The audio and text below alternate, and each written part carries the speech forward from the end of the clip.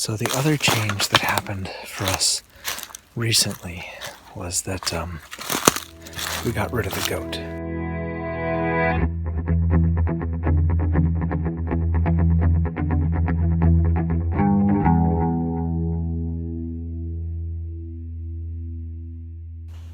Hey everybody, this is Jeff from the Great Heights and Barely Controlled Chaos, and today we got some things going on and I wanted to bring you guys along. Before I start that, however, I want to kind of explain what's been going on. We have not done any more work on the greenhouse. The greenhouse still stands exactly as it did a week ago, and there are a couple of reasons for that, and I'm going to get to that in a second. So the first reason for that is because, and well, actually, the primary reason for that is that my wife, or our newest baby, and my wife are still at the hospital. My wife is okay, but the baby is still in the NICU because he was early. So he's staying there just to get, basically to grow bigger. But we have been, it means that I'm at home with all the kids most of the time. And my wife is there at the hospital with the baby. And that's, there's a lot going on. There's, with a family this big, you can imagine that causes some chaos. I wanted to just point to this. The reason I'm standing down here is because I wanted to point out the fact that our barn got painted. You may have remember it was brown when we first moved in. My parents came to visit, and my dad likes to have projects to do while he's here. And so he painted the barn, and I'm really thankful because that looks great. It really does. Having the greenhouse was actually kind of trying to get some normalcy back in our life because we always have little projects going on. And so we started the greenhouse knowing that I couldn't get it finished right away, but we would go ahead and get it started. So anyway, that's where we are today. Today we're working on another small project, and I'm gonna get more into why we're doing it in a few minutes. All right, so we're gonna be doing something today because one of the things I love about where we live is we've met some incredible people, including our next door neighbor, who yesterday gave me a call early in the morning and said, "Hey, I got an extra deer. Would you like it?" So we now had a deer last night or yesterday that we needed to take care of. So last night I skinned it and carved it up. I'm a horrible butcher, by the way, but we carved it up, and so now we have a bunch of meat to deal with. One of the things we wanted to do was to make jerky. So we're making some jerky. We're gonna smoke it. Now, in order to do that, we don't have a smoker, so reveal what we're doing today. We are building a smoker out of a metal garbage can.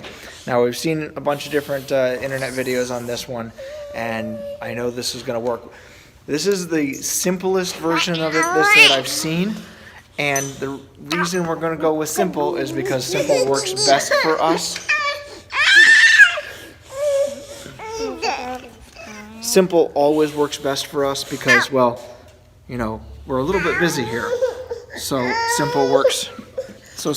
Yeah. Anyway, so we're gonna turn the time lapse on while we get this thing started. Like I said, it's a simple build, and I'll explain what we do afterwards.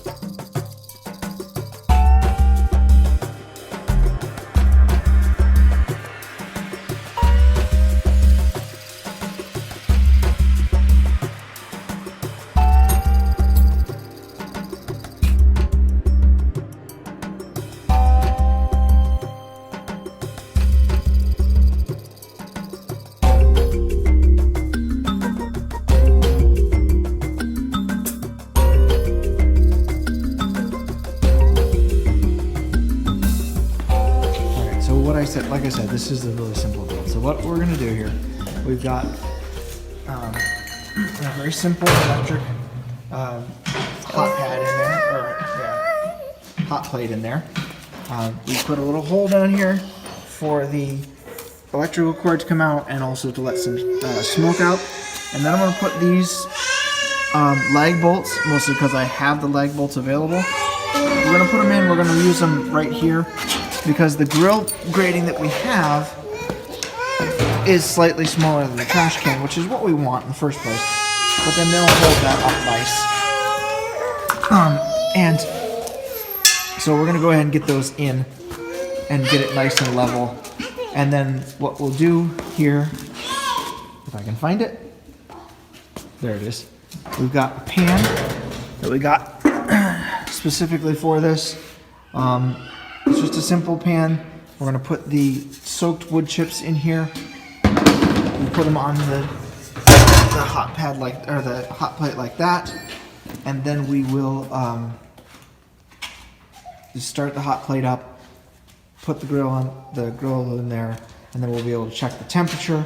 I am going to put a small hole in the top of this for a thermometer to go through, so we can keep an eye on the temperature, and we can pull the lid off as necessary, and then we should be ready to go. All right, so quick safety tip. That and any hole that you cut with a drill through a piece of metal is going to be incredibly sharp. Now I just banged my finger on it and actually cut my finger a little bit. Yeah, so be careful. Very sharp. Anyway, when you're doing this. So we're pretty much done at this point. We've got like I said, we've got the hole for this thing. I have seen some builds where people actually take that control head and put another hole on this side and then extend the control head somehow.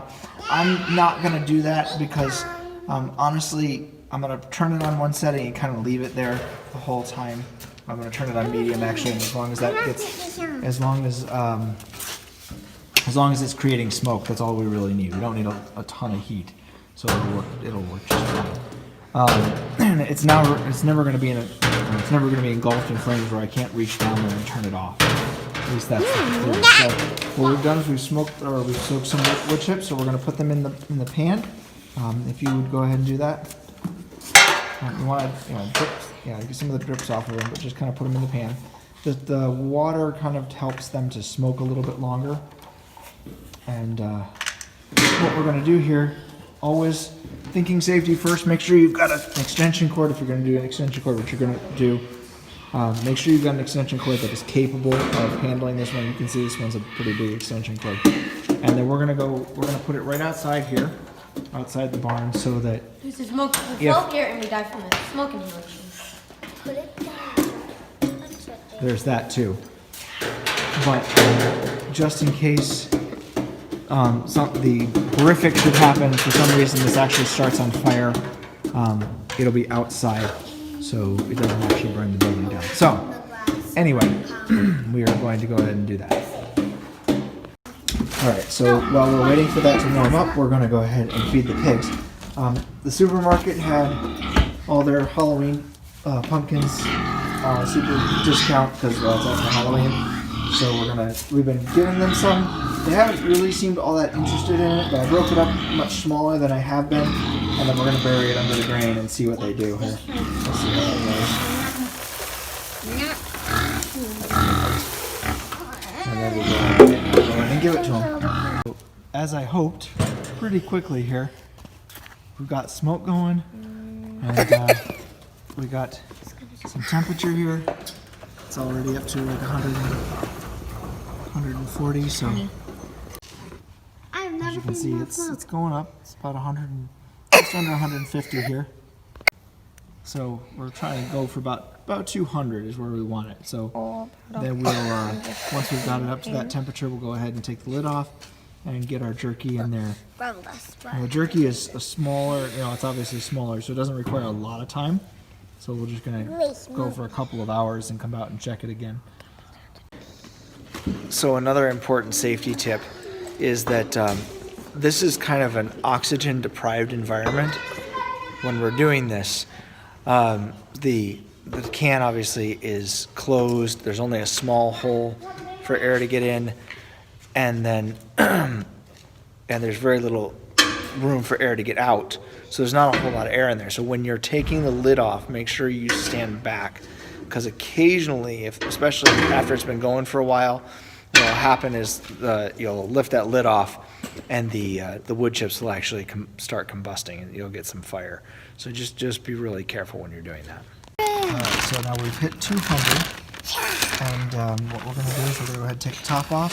We got our jerky here. I'm going to pull it out a little bit at a time and throw it on there.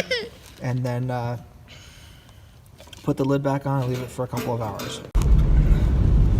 Alright, so the smoker worked great last night. The jerky didn't get quite done. I didn't quite cut it thin enough. That's on me, not on the smoker. The smoker's working great. I got it going again this morning. And one of my older sons is watching it. However, I've got other things I got to do. So first, I'm going to the hospital to go see my wife and our baby. But before I can do that, I have to go to. Well, before I can do that, we're making a change to the farm. We actually have decided we really decided we wanted to do Nigerian dwarf goats again. A, they're smaller and easier for the kids to deal with, and B, I've just decided we don't want to do meat goats. We want to go back and do milk goats again. The milk is more valuable to us than the meat at this point, especially if we're going to get one or two deer this year. That'll replace the goat meat that we were going to get. Turn left on the State Highway 76 East. So we're going to do that instead. And so what I'm doing this morning is I got somebody to buy 6 miles. I got somebody wants to buy our boar goat, our male boar goat, who's left. So the other change that happened for us recently was that we got rid of the goat. Now, didn't really want to get rid of the goat, and we do plan to get goats again. But we're having trouble finding a partner for him within a reasonable price. It's the wrong time of year, really, being late fall. Most people have their kids, early spring, and late winter, early spring, and so that caused some issues. But we also kind of wanted to switch the type of goat we were using. He was a boar goat. We knew that from the beginning, and we originally tended to use them for meat, especially if we're going to be getting deer, which we got one the other day from our neighbor, and now we're out. I'm out hunting right now, obviously. So hopefully we'll get more. I don't think there's going to be the need for goat meat on top of that. We do have the chickens, we do have the rabbits. We are planning to buy a cow from one of our neighbors. And you can't get much more natural beef than I know exactly what he got, because I could watch him all day, all year long with the neighbor. So that's kind of cool. But we got rid of the goat because we're going to go back to Nigerian dwarf goats. First of all, they're smaller and easier to deal with. They breed more prolifically because, unlike most goat breeds, they go into heat every 21 days or so. So you can breed them all year round if you need to or want to. Obviously, we don't want to breed them all year round, but we want to do that. And by the way, I'm not stalking anything. I'm going out to a spot where I'm going to go sit. I'm just trying to be a little bit quiet as I get out there.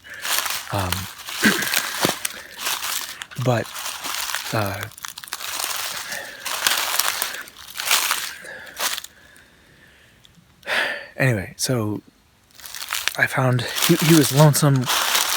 Really needed to find a partner for him, or find some for him. So I found somebody with 8 does who was looking for breeding stock, and he was certainly ready for that.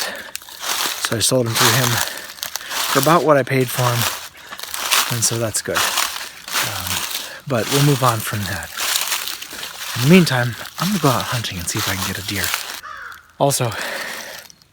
So I'm going to go out hunting and see if I can get a deer. If you enjoy these videos, please give us a thumbs up. subscribe to our videos down below, and of course share it with your friends, because hey, why not share it with your friends, this goofy guy on the internet. So yeah, heading towards self-sustainability, and we'll see you next time.